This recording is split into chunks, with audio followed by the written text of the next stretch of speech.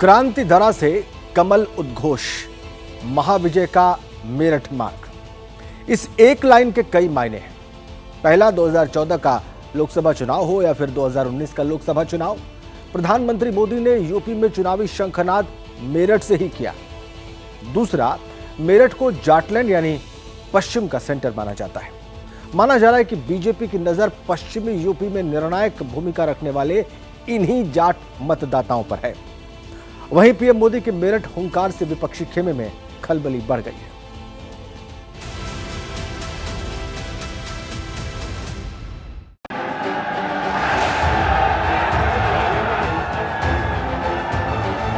इसे संयोग कहिए, सियासी प्रयोग कहिए या फिर कुछ और।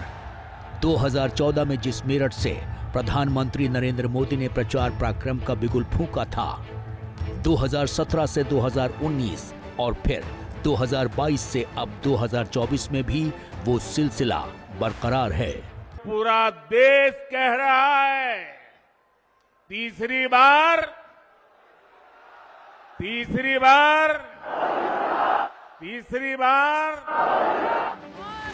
ये प्रधानमंत्री नरेंद्र मोदी का विश्वास है।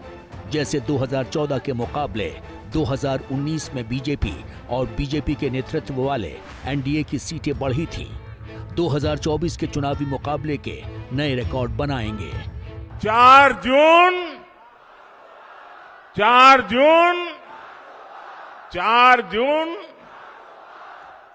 साथियों, मैंने लाल किले से कहा था, यही समय है, सही समय है। भारत का समय आ गया है। चुनाव की तारीखों के ऐलान के बाद यूपी में पीएम मोदी का ये पहला चुनावी कार्यक्रम है, जिसके लिए मेरठ का चुनाव किया गया है। लेकिन मेरठ ही क्यों? इस सवाल का एक ही जवाब है, जाट वोटर।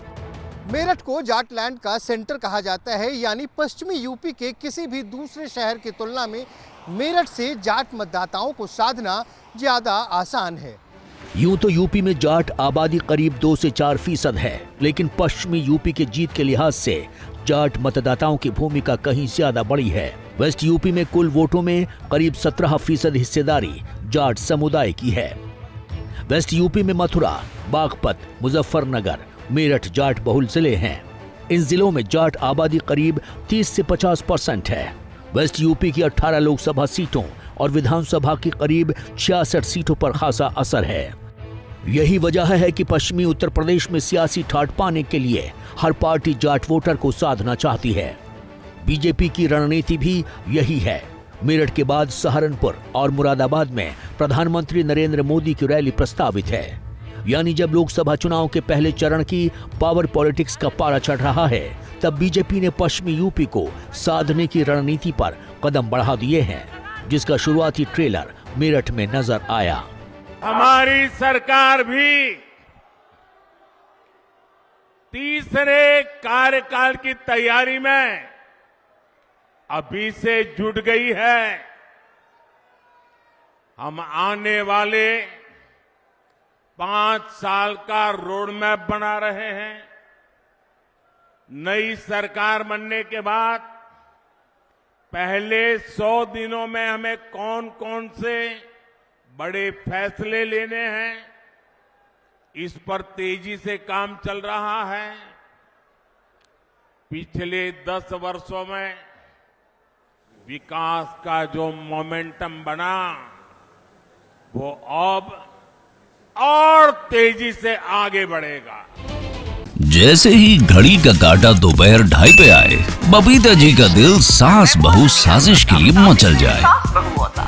और ये है इनकी बहू, पूरे दिन ऑफिस की टेंशन हो जाए गॉन जब ये करें अपना फेवरेट शो फ्री टाइम पे ऑन। इनकी तरह आप भी देखिए अपना फेवरेट शो अपने टाइम पर और डाउनलोड कीजिए एबीपी लाइव ऐप अपने स्मार्ट टीवी पर।